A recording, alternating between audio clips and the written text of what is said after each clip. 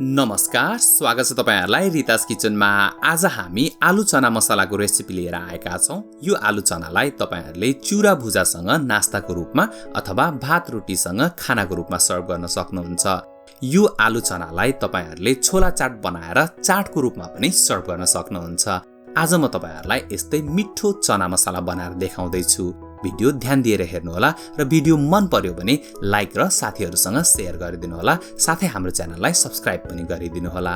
हाम्रो च्यानलमा थुप्रै तरकारीका भिडियोहरु छन्। हेर्न मन लागेको भए डिस्क्रिप्सनमा क्लिक गर्नु होला। मैले केही महत्त्वपूर्ण भिडियोको लिंकहरु राखिदिएको छु।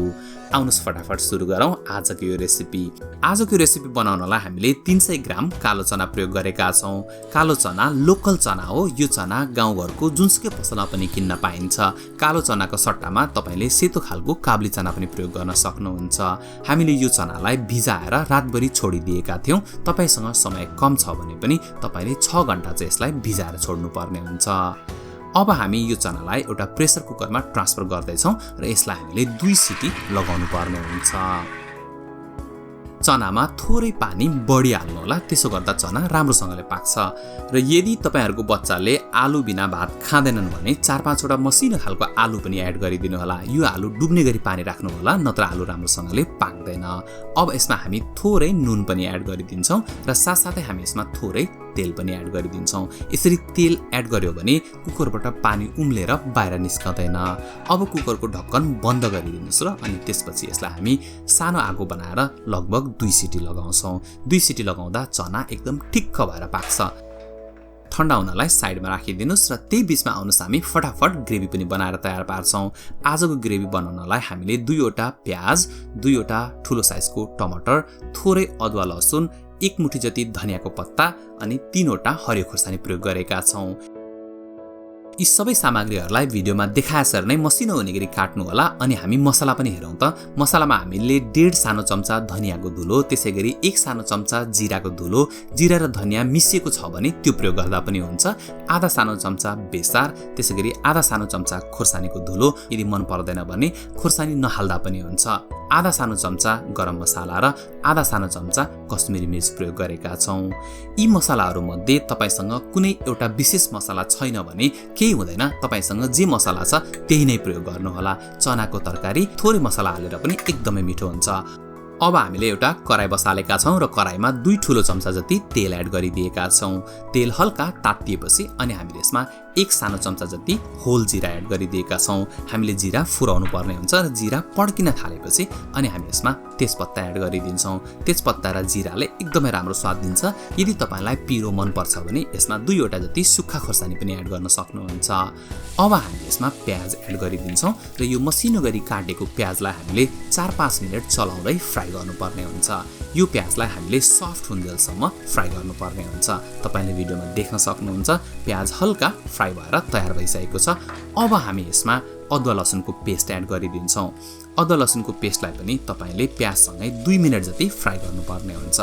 अदुवा लसुनलाई तपाईले सुरुमै एड गर्नुभयो भने अदुवा लसुन डढ्छ। त्यसैले गर्दा प्याज हल्का आधा पाकेपछि अनि एड गर्नु होला। अब हामी यसमा मसिनो गरी काटेको टमाटर पनि एड गरिदिन्छौं। टमाटरलाई पनि मसिनो गरी काट्नु भयो भने पाक्न एकदमै छिटो हुन्छ। साथसाथै हामीले यसमा खुर्सानी पनि एड गरिदिएका छौं। अब तपाईले प्याज, टमाटर, खुर्सानी यसलाई तपाईले चलाउँदै 4-5 मिनेट अझै पकाउनु पर्ने हुन्छ। हामीले यो टमाटरलाई राम्रोसँगले गलुन्जेलसम्म पकाउनु पर्ने हुन्छ। अब यसमा म थोरै नुन पनि एड गरिदिन्छु। हामीले चना उमाल्दा पनि नुन हालेको छ, त्यसैले गर्दा ध्यान दिनु होला। अहिले तपाईले ठिक्क नुन हाल्नु होला, नत्र भने चर्को हुन सक्छ। नुनले टमाटर पाक्नलाई एकदमै मद्दत गर्छ। तपाईले भिडियोमा देख्न सक्नुहुन्छ हल्का पानी निस्किन थालेको छ। अब हामी यो प्याज र टमाटरलाई छोपेर 5 मिनेट जति सानो आगोमा अझ पकाउँछौं। यसरी तपाईले सानो आगोमा प्याज र टमाटरलाई पकाउँदा ग्रेभी एकदमै स्मुथ बन्छ। यो एकदमै इम्पोर्टेन्ट स्टेप हो। यदि तपाईलाई एकदमै स्मुथ खालको ग्रेभी चाहिन्छ भने कि त तपाईले सानो आगो बनाएर प्याज र टमाटरलाई धेरै बेरसम्म पकाउनु पर्ने हुन्छ, कि त तपाईले यसलाई ब्लेन्डरमा राखेर ब्लेन्ड गर्नुपर्ने हुन्छ। तपाईले भिडियोमा देख्न सक्नुहुन्छ प्याज र टमाटर गल्न थालिसकेको छ। यो अवस्थामा आइसकेपछि अनि हामी यसमा सबै मसलाहरू एड गरिदिन्छौं। हामीले मसला पनि पहिल्यै मिसाइसकेकोले गर्दा धेरै बेर सोच्न पर्दैन। तपाईले मसला ग्रेभीमा हालिदिनुस् अनि मसलालाई पनि तपाईले 2-3 मिनेट फ्राई गर्नुपर्ने हुन्छ। यसमा भएको पानीलाई अझ कम हुन दिनुपर्छ। हामीले यसलाई छोपेर 3-4 मिनेट सानो आगो बनाएर पकाएका छौं।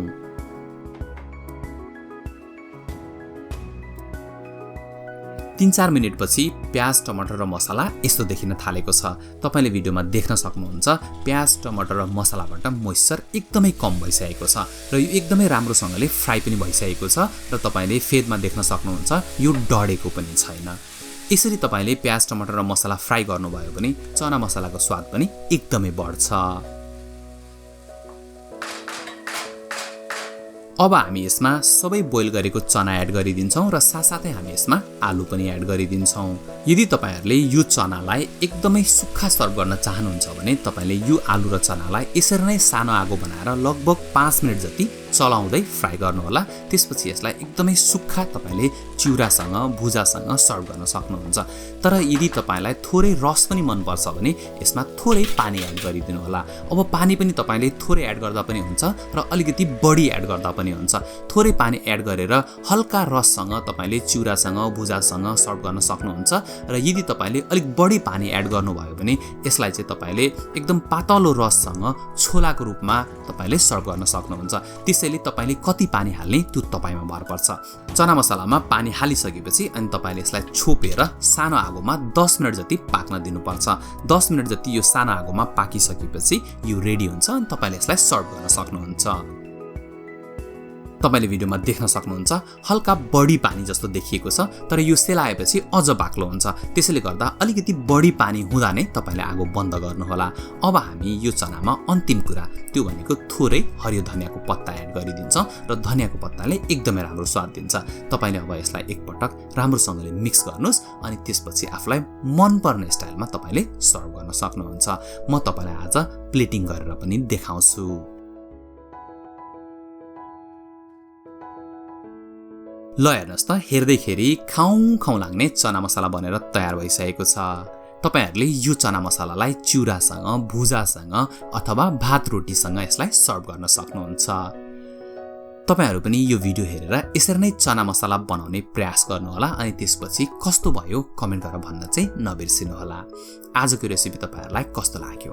मन पर्यो हैन त? त्यसो भए लाइक गरिदिनु होला, कमेन्ट गरिदिनु होला अनि साथीहरुसँग शेयर पनि गरिदिनु होला। हाम्रो च्यानललाई सब्स्क्राइब गरेर हामीलाई सपोर्ट पनि गरिदिनु होला। अर्को रेसिपी लिएर फेरि आउने छौं। आजलाई धेरै धेरै धन्यवाद।